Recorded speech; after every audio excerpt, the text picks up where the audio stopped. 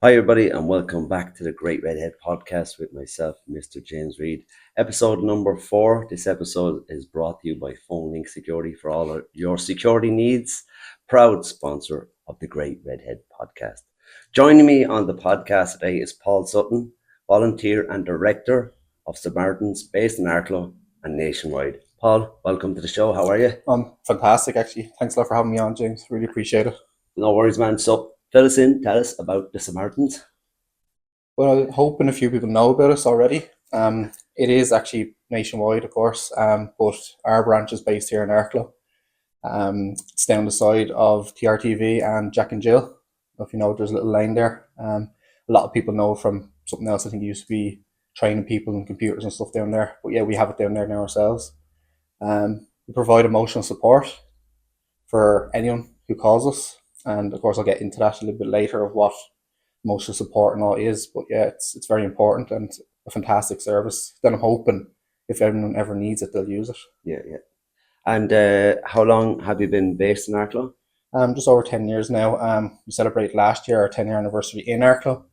Having our own branch, and it's fantastic, and it's gone from strength to strength here. We do a lot of fundraising and outreach in the community, and that's based in schools, talks with different groups of individuals, and yeah, we get a lot of support from the town. And what is the Samaritans? What is the main objective of the Samaritans? Our main objective is to be a listening ear for people. We don't give advice, which is fantastic, I think. It means because everyone's advice is interpreted different. You can't just give someone one and the next person the same. All we do really is listen, and I think it's the most powerful thing you can actually do. A lot of people don't know that the power of listening it's actually fantastic. And once someone gets something off their chest and says it to you, that it is a weight lifted off their shoulders anyway, I feel, and yeah, definitely helps. So how long is the Samaritans going overall then? We're just over 40 years now in overall. That's from being in Britain and Ireland. Yeah. It started in Britain and came to Ireland. And we get a call every single minute of the day, and that's how frequent it is. So we have obviously a good few volunteers. Just to take those amount of calls is fantastic, and we take all the calls we can. What's your role then? What do you do? And fill us in about the centre and what you've done and who started it, and from there. So yeah, so we are the one in Arklow. Started over 10 years ago, and it was actually an offshoot of the Dublin Samaritans branch. So we'd be kind of under their wing, I suppose. But then we kind of decided at the time, a few of the volunteers, that we could do ourselves. So we took it on. I wasn't there at the time. There's a few others who are still actually active in the branch, which is amazing to see. Over 10 years of service is just the calls and things people take. So my actual role is fundraising director. So obviously that's to bring in all the money we can. We don't get any funding. We have to raise all the money ourselves, and over 100 volunteers in the branch, and we're all volunteers. No one gets paid. No one takes anything. No one takes mileage. There's nothing like that. We all do the best we can for the branch and for the callers. And yeah, we get so much support from the community, especially when we're fundraising. Like, you can see it, and people come over and thank us, and it's fantastic. It's a lovely feeling in your stomach you get when people come over to thank you, and if they've used us, obviously. And it's very hard for someone to tell you that they've called, and I really appreciate when people do, and it brings kind of a tear to your eye sometimes when people say it to you. Obviously it's confidential, obviously. Exactly. So you don't know the person's name or the face until they approach you, Exactly. And same on the call, they can give you your name. You don't know if it's the real name, but they give you a name. You don't know who it is, where they're from, what phone they're ringing. It's all confidential. We can't see anything. We can't see their phone number, nothing. So I think it's better like that as well. So fill us in then. Tell us about the fundraising, and tell us a little bit about the centre and the funds and stuff like that, if you can. Yeah, so fundraising, we were looking at it a few years ago. We have to raise over 35,000 just to keep more or less the doors open and the phones on. Jesus. That's kind of where we're at with fundraising. We get a bit here and there, but it's mostly from going out and doing things in the community. We're based around kind of the east coast of Wicklow and a little bit down to Gorey and stuff. We can get our reach to, because then there's other branches who have their own spots that we can't go into, which is fair enough. Kind of, they have to raise money themselves as well. Yeah. And the branch, we have 3 booths in it to take calls from. We always have to have 2 people on at any one time. That's to support each other. Or if something needs to happen, someone might need an ambulance. If you get to that point, like it depends on the call. You could have to ring an ambulance, but sure, you need another person there with you to help, and they'll do that, and you stay on the phone with them, and hopefully you can get sorted with everything. Yeah. And we do our own training there as well. So we have a fantastic training team. Like I'm an idiot. I am. But I've been trained so well. I can do these calls. And I actually feel really privileged to be in that position, to be able to listen to someone in their darkest kind of hours. And it is fantastic. And the training team do a fantastic job there. And they have a special room in the branch where we train 12 to 14 people 2-3 times a year to take calls, which is special. And do people come knocking for help? So we used to have face-to-face actually. Obviously, there was another thing COVID got rid of. Before COVID, it was face-to-face. You could knock in and have a face-to-face talk with a volunteer. But that's gone now for the last few years. I think it's 3 or 4 years gone now. But we do have people knocking in now and again, but that's not what we provide. It's only on calls we do. Yeah, you're not like a get-together coffee morning kind of thing. No, not at all. But we can give information to other services that do that, because we have it all there. If someone ever needed something, we can tell them, like, oh, you can go here, there, that's a phone number you could call. Yeah, I get you, Yeah, which helps a lot. So why did you go into that field then? Fill us in a little bit about why you joined the Samaritans. So I own a cafe here in Arklow, and I have a few people come in and ask me to do certain like coffee mornings, etc. like that. And I had one man, Damien. He came in every other day, annoying me for me to get in. Good old Damo. Yeah, you know what he's like. He's probably one of the best people to get someone on board or something. Yeah. And he's fantastic, a gentleman, and I love him to bits. Yeah. And he got me, he's like, oh, could you do something for us, like a coffee more or something? No problem, like, of course I could do something like that. And then I was like, oh, maybe. See, I'm quite sporty, I could do something different, maybe. And he's like, oh, you do anything for us, like, whatever you want to do. Yeah. So I was like, all right, I'll do a spin-a-thon. Yeah. So I'll do 200 kilometers on a spin bike outside the cafe. Jeez, my legs are hurting me just thinking about it. No, that was actually okay. Yeah. The spinning's not too bad. Before that, a week before, we actually decided, like, here, I need to raise a bit more money. So I play tennis as well in the tennis club here in Arklow. Yeah. So I did a tennis-a-thon. So that was 12 hours straight of tennis. I played from 9 a.m. to 9 p.m, 12 matches. Not boasting, but I won all of them. A few lads will beg to differ now. Okay. But anyway, so that happened, and then we did a spin-a-thon, and raised, I think it was about €4,000. Yeah. And then I was like, this is fantastic service, because obviously I was hearing all the stories from the volunteers who come down and support the spinning and like want to help and get involved. And I was like, oh, maybe this is something I'd like to do. Yeah. And then I got involved properly and kind of started getting trained into listening and all. And I love it. I do. I really do love it now. It's one of the best things I do in my life. It's such a powerful tool to listen to, isn't it? Like, I've always said that myself. Like, it's so easy to listen to someone. Yeah. It's just like, you don't have to say anything. It's literally it. Yeah. You don't have to reply. You know, it's them offloading. Yeah. Once they get the stuff offloaded, they don't have a cry. Like I said before, like I cry nearly once a week, if not more. Yeah, and same as myself. I probably cry 3-4 times a week. Something like cried on the way over, did you? Oh, like, oh, what are you crying for again? I think it's powerful to cry as well. Yeah. And obviously, you know yourself, men don't do it. Yeah. They actually don't, and I think it's fantastic. It's a tool you can do. It helps me a lot. Yeah. I highly recommend it. Yeah, it is like it's if you've been through a little bit, your emotions can get carried away. And I think it's important to know that you're still a person. Do you know what I mean? Like, you're still a human being. Like, exactly. And crying is part of being a human being. Like, so exactly. It's smiling and frowning, it's all part of being human. Like, so they're all emotions we should be using. So, Paul, how many people you reckon then have come through the centre since you've been there, like, or even came to the door even? So definitely on calls, I know factually maybe we've taken over 100,000 anyway in the branch. Wow. And that's from anywhere in Ireland.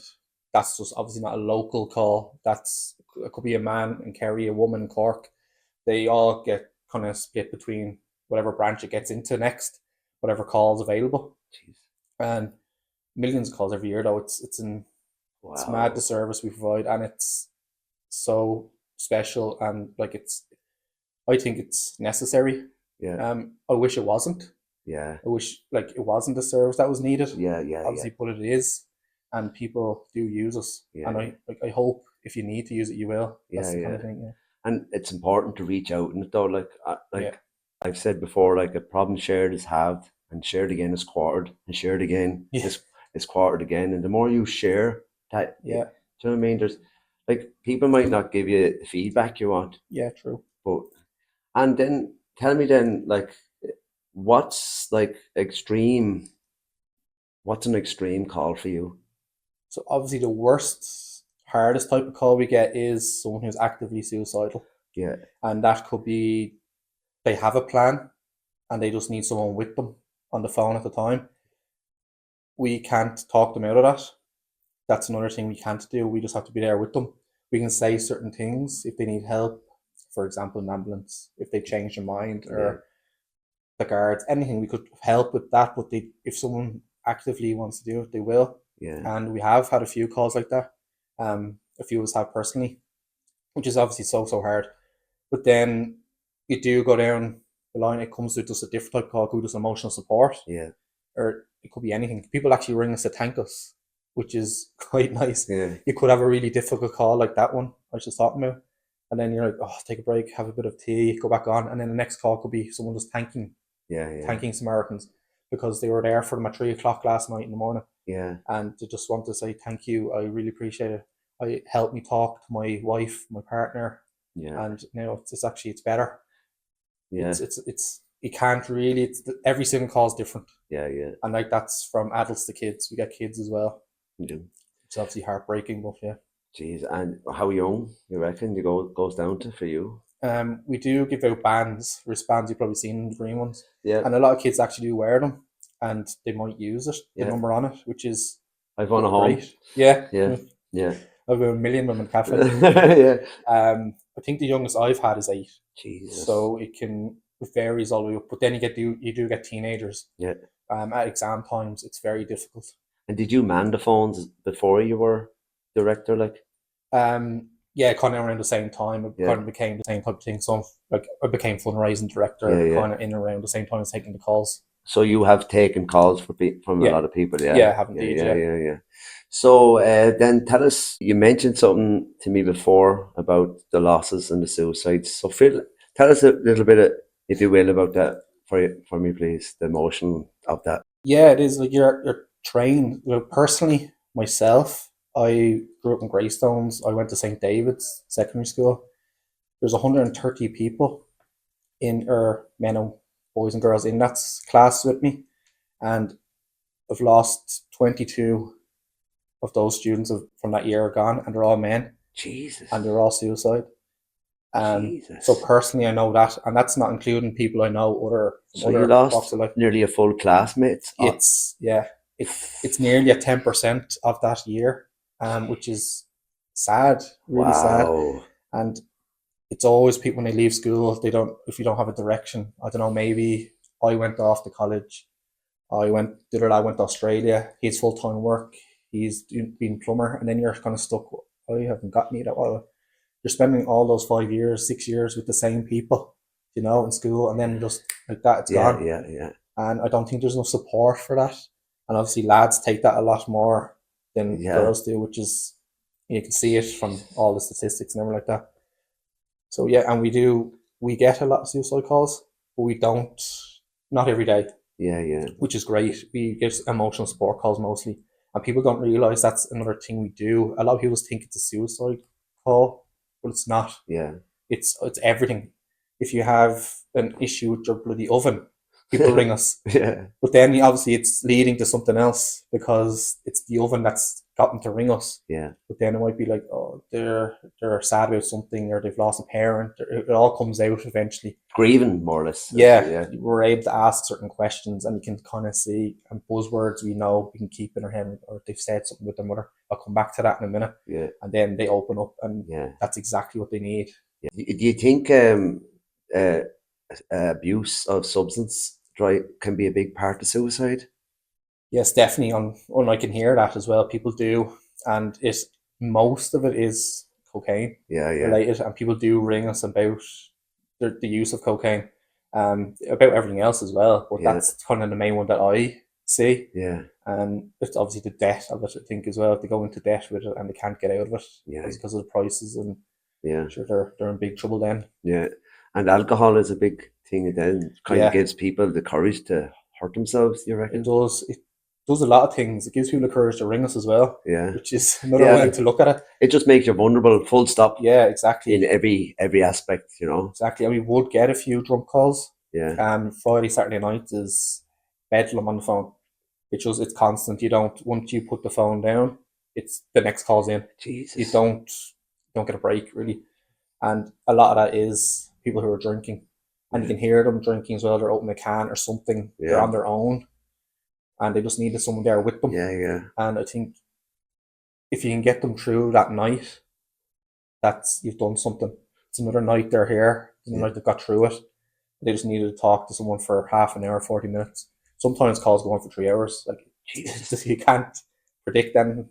So you just listen and not really. So it's Yeah, nearly a one-way conversation, would more it or be? less it's one way. Now Yeah. you can say certain things and go on for a minute ramble if you wanted to, Yeah. but it's no advice. It's the thing. But yeah, it could go on for 3 hours or it could go on for 3 minutes. You just don't Jesus. know how a call could go. Um, Yeah. and I wanted to. You said there about like when your friends when they left school and it was just like it's gone like that. Do you think? Do you think it's a lack of people not being taught how to be on their own is a big thing in schools or whatever. Like, should people learn to be happy in their own company? Do you think that's a big thing? Like people can't get used to being on their own? Yeah, I think that's a big thing actually, Yeah, and it is. School doesn't help that, I suppose, because you are with the same people yeah, 6 years, and even the summer holidays, you're probably spending that with them people as well. yeah, And I think once you leave, because everyone has to, you're under pressure. As soon as you've done your leaving cert, you're under pressure. Right, I have to go to college, I have to get work, I have to travel. There's all these added stresses that people don't even think about, I don't think. But then once you're left on your own after being with people, like I know what it's like, I've done it before myself. I've been at home and like, what am I doing? Like, all the lads are gone to Australia. Half the hurling team went to Australia one year and there's 12 of them went left. The parish was devastated. But then I was still there. I was like, what? They have lost 12 lads now that I yeah, yeah, can't bang around with or play hurling, or it's mad. Like, but yeah, then hopefully you find your way, yeah, yeah. and then you get a job you like or something. But that part there then between ages of 17 and maybe 24, that is a big struggle for men, isn't it? Yeah, it is. It's massive, and you can see that especially on calls as well. Yeah, We do get a lot of young men calling, yeah, which is great that they're calling us actually, because it's leading that they're opening up a bit more yeah, and they're not bottling it up. yeah. And people do tell us, like, I could ask you, oh, what's your age? Because then I can say, right, he's not in his 40s, he's only in his 20s. I know he's thinking about things in college. Yeah, yeah, I can go that route with the yeah, person. yeah, And it is definitely those type yeah, of callers, especially men. Women do call. We get a lot of women callers, but you can see that men are actually calling us a bit more now, yeah, which yeah. is great It that is. they're using the service. Like obviously the suicide percentages is obviously higher in men, is it? Oh yeah, definitely, it's way higher, Yeah, and that's part of the reason men don't talk. yeah, Like women do it as well, but it is you can see from all the statistics, it's mostly yeah, men, and men pretending to be men. They yeah. won't cry. They won't open up. I've said that so many times. Like They're just like they think they're big. that's what it is, Yeah, and no one is. Like we're all the same. We yeah, all have a brain. Like you have to yeah. be emotional as well. But the women have each other. The women are so easy. They talk with each other a lot more Oh yeah, definitely. than men. Like, and if they have any issues or bodily issues or whatever, Yeah, but and it's a trust thing. I yeah, think women trust each other. yeah, Sometimes lads mightn't trust their lads and yeah, they go tell everyone. You yeah, yeah, know, yeah, like, oh, you've been told me this, yeah, and yeah. then you'd be slagged or bantered about it. He can't get it up anymore. There's loads of stuff like that. You just don't know Yeah, what. yeah, yeah, Where yeah, women wouldn't be doing that. yeah, yeah, They yeah. do actually keep it to themselves, Yeah. which yeah is another thing I suppose.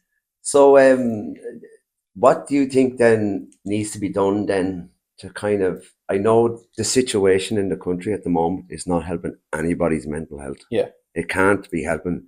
with the way things are going to go, and it's only going to get worse. And you're probably going to get a lot more phone calls. Exactly. You know, Yeah. What would you like to say, or what would you like to see? You want more volunteers? What do you need to do? Yeah, we always need volunteers, and we're actually looking at maybe opening another one in the Wexford area as like a satellite branch to our own. Yeah. So we kind of run it here and have one in Wexford area. We don't know yet where, but we're always looking for volunteers, and every single person can make a difference. Like we have support volunteers who aren't listeners. Yeah. They literally go out and help us do fundraising or outreach. We people just clean the branch for us. Like it's amazing. Like everyone just comes together, and over 100 of us there, and we all support each other 100%. So if I have a bad call, I know I have 100 people there I could talk to or help me get through that bad call. And that's like unconditional. People just they'll come and help you and meet for coffee or whatever it is, and you get talk it out. But our support system in the branch anyway is amazing. We have support volunteers who help us as well. Obviously, we need to talk as well sometimes, or if we have a bad call, we have to vent or talk about that as well, and then that gets listened to, and hopefully you don't need too much help, but it is available if we need it as well. I can get what you're saying. Like, it's obviously you're taking on, it must like rattle your brain that when you get a phone call, like it must be so hard to kind of shake the feeling like of the phone calls. Like it must be very hard to kind of shut off from sometimes personal life and that. And of course, you can, something might be going on in your life. We all have things going on. And then you get a call and you're like, oh, it's the same as what I'm going through at the minute. And you can't tell them that, obviously. And you can't say, oh, I've done this or that. You just have to help. Hopefully they go the right direction. But I'd write something down, maybe like saying, all right, I can go back to a certain point. But at the end of my duty, the training is so good. So we have a shredder, and I'll just shred my note, and then I'm done. That's kind of me, right? I've done everything I could. I can't help anymore. They rang, the phone call's over. I've shredded my note. I want to go through the shredder. I'm like, I've done it. I won't bring it home with me then. I get you. It's actually a powerful tool in the branch to have, that shredder. It's like leaving it at the door, you know? Yeah, exactly. It's the same type of thing. But the shredder is great for me. All you do it then, is it? All the people that take calls to shred. Yeah. So we're not allowed to keep anything, and we're not allowed to tell anyone anything. Like, I can't tell you about a call I had the other night or anything like that. It's confidential. We don't do that. So we keep it to ourselves, or we can talk to volunteers about it. We can talk to ourselves. And so you take your notes. Once the person's helped, you know they're safe. You just gone. It's gone straight away. Yeah. So, Paul, you mentioned you lost a few.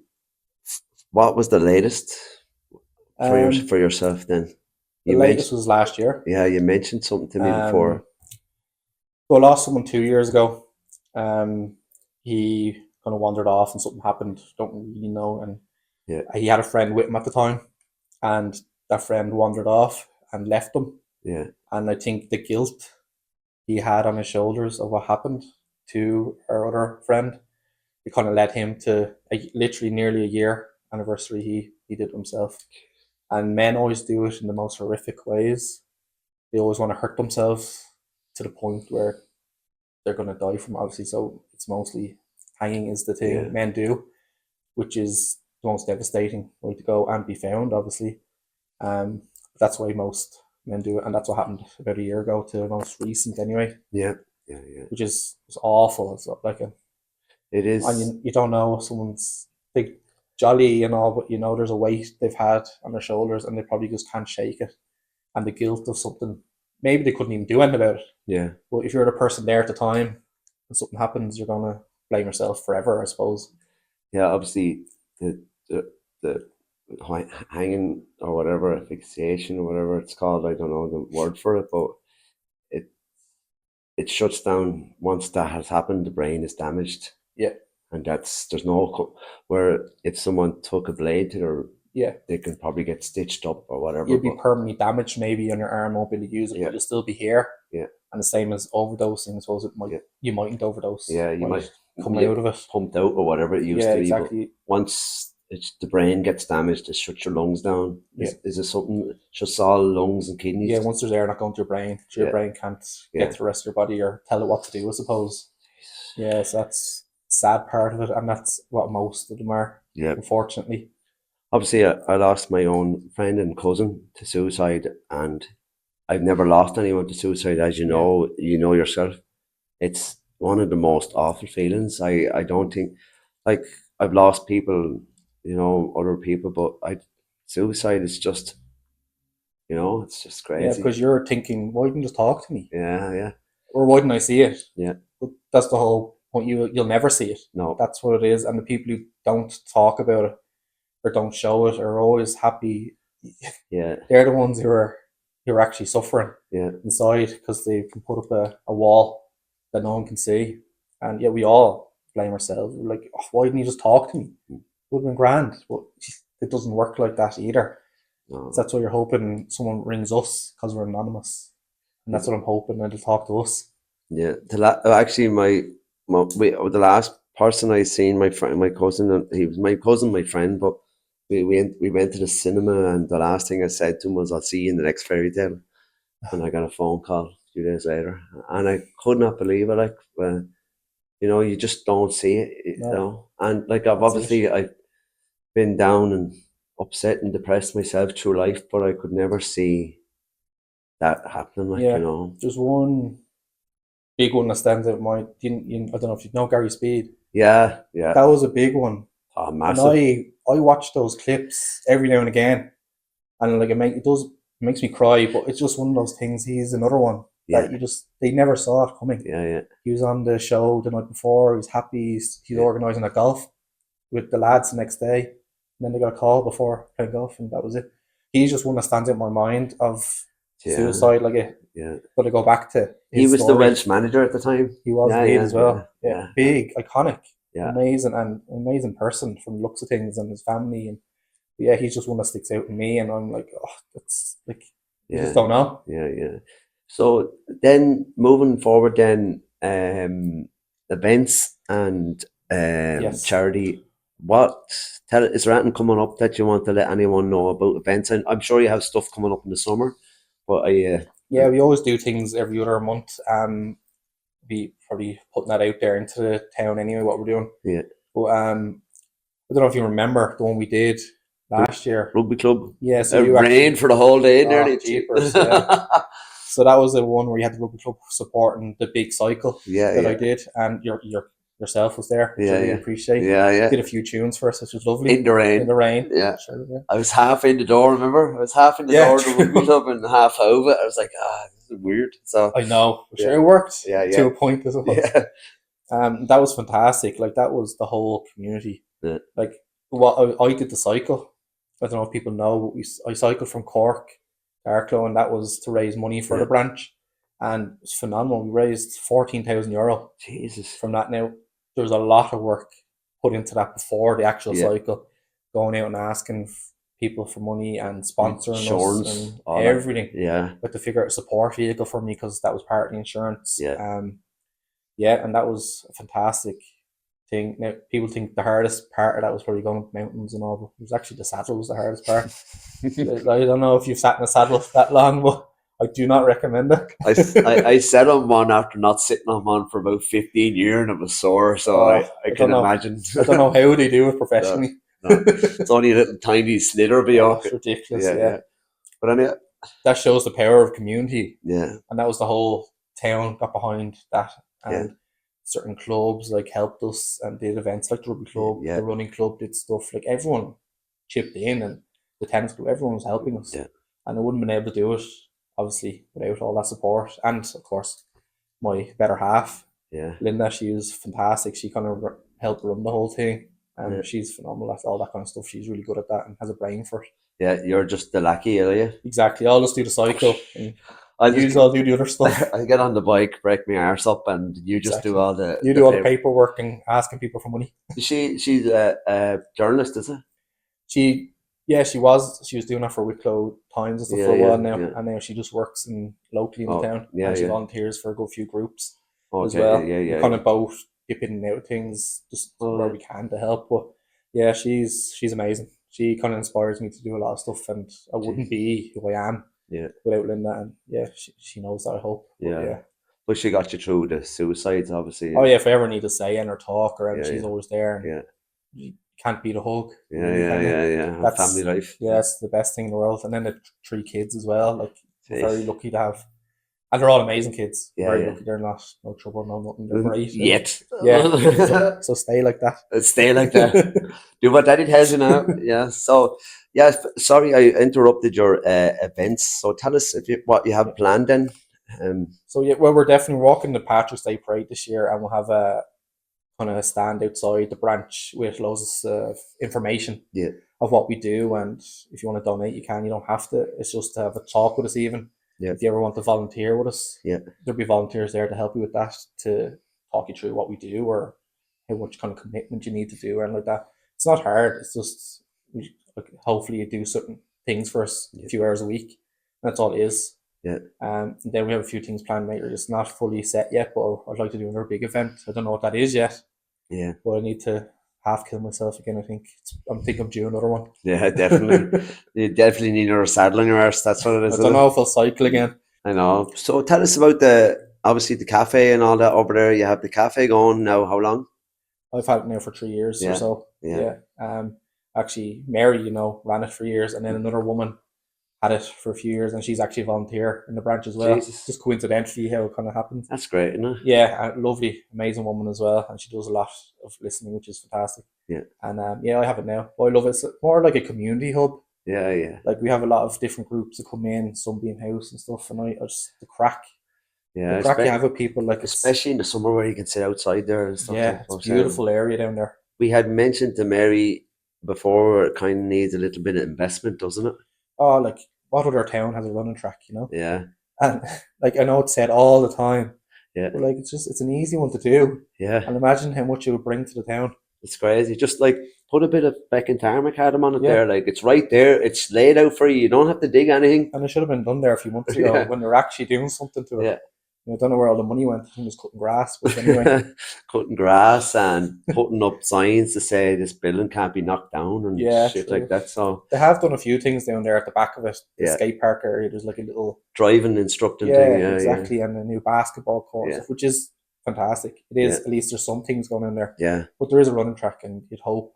And that's again comes down to mental health. Yeah. Like if there's an amazing facility like that, imagine how many people benefit from it. Definitely. Like it's one of those easy things that you could do. And it'll bring so many other groups to the town from different places, different counties, running groups. Maybe like maybe competitive things to the town, like competitions. Like years ago, there used to be running competitions years ago. Like you see that in Greystones with their running tracks and all. Like it's constantly busy. Yeah. Like and you have to pay into them. And there's more parking in Arklow than there is in Greystones. That's true as well. I don't know why it doesn't bring. But so tell us then, Paul. Fill me in then about the centre. Just tell me a little bit.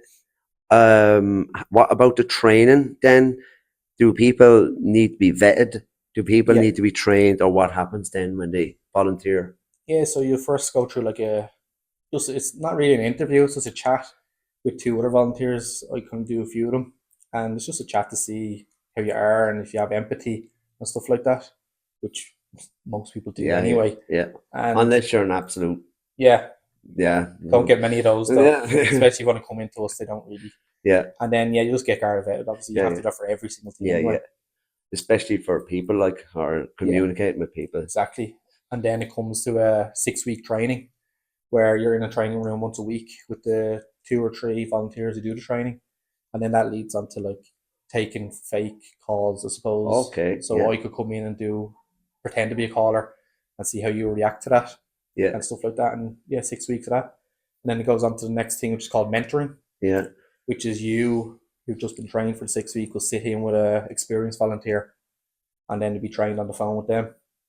And then they're there to support you around like that. And a lot of people can get it after the 6 weeks though.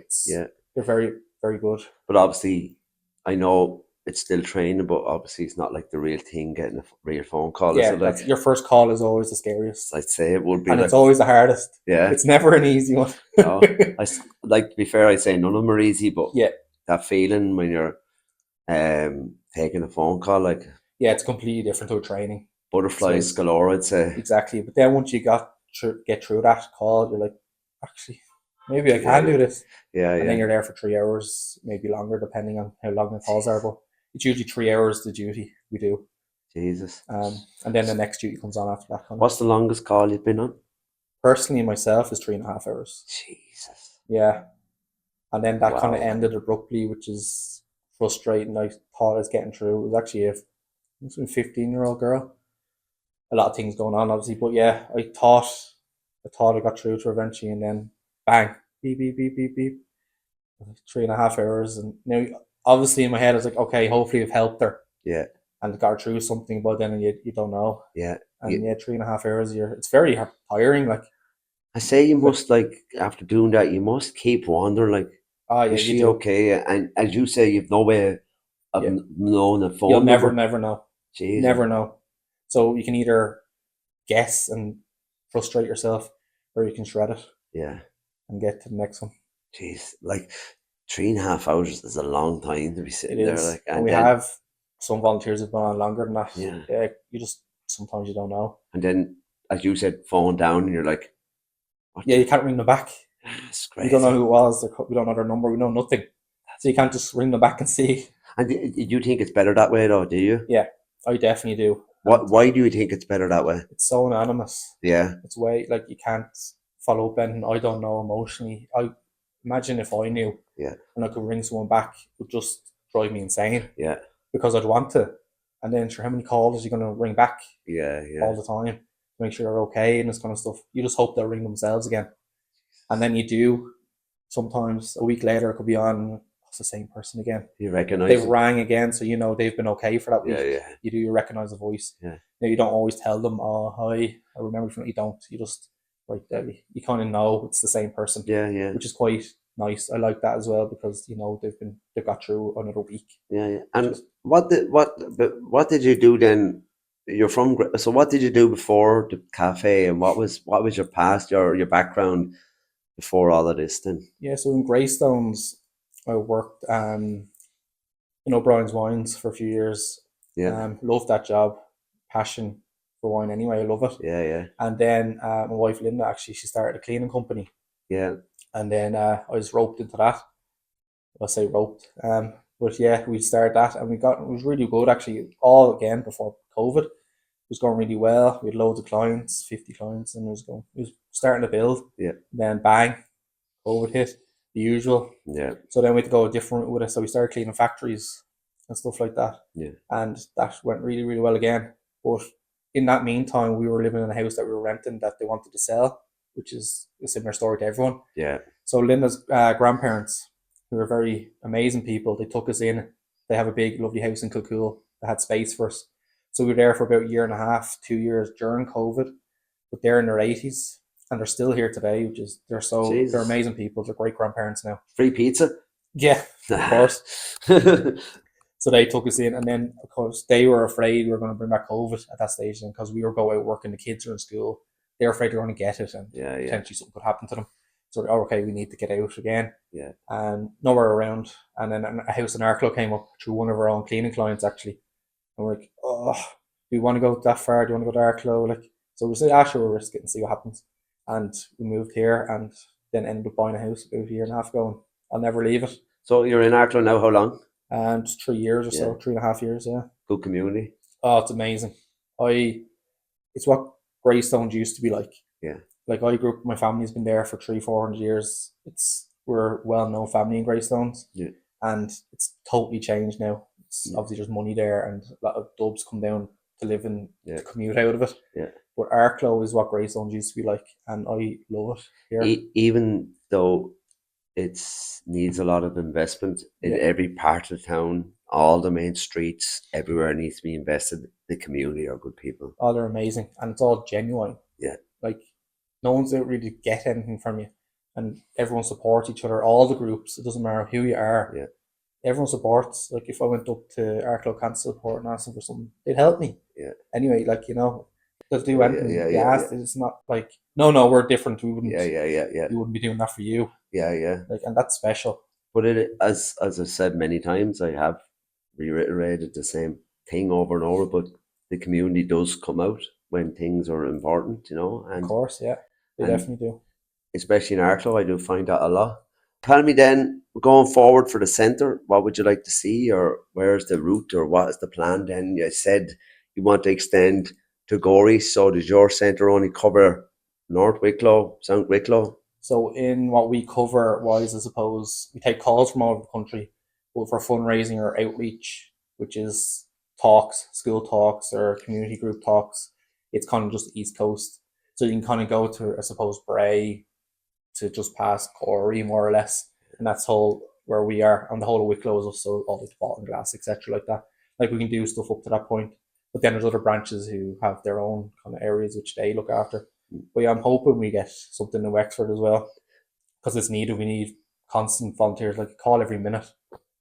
And that's an actual fact. I'm not saying that. Yeah. We get a call every single minute. Jesus. And like we always need people manning phones, like. Yeah. And how many branches then is in the country altogether? About 12 altogether. Only 12? Yeah, New England, Britain, so it has 200, but we're not near that yet. So is it Samaritans is it a British? It started over there, yeah. Yeah. And then it came over here to Ireland because it was another thing that was needed. I can't believe there's only 12 branches in the whole of Ireland. Like that, yeah. We have a lot of volunteers though. Yeah. That's the other side of it. Yeah. And obviously it thrives because of that. We could only be where we are with volunteers. Yeah, yeah. And you can volunteer for anything you want. Like, special, I think, when someone is a volunteer anyway. Yeah. Like, the most precious thing you can give in your life is your time. Like, we can all give money and food and all, but you can't get your time back. So if someone actually gives time to help people, it's quite special. Like, you can't get that back. Yeah. And if you're helping someone else, it's even better. Yeah, yeah. You know? Well, as you say, like, it's about listening, and it could be for 2 minutes, it could be for 3.5 hours. Yeah, exactly. But and all it takes it's is 2 minutes. beneficial no matter what, isn't it? Like, and Yeah.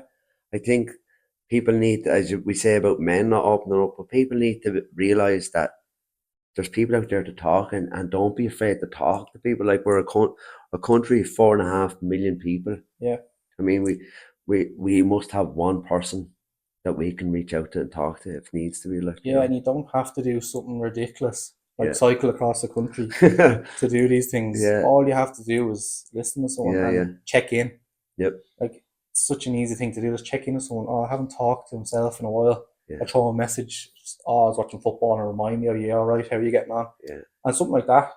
Even though you mightn't know that, but to them, like, oh, I haven't talked to him just daily. He's actually, great. Yeah. Like, it makes such a difference just checking in on people. Yeah.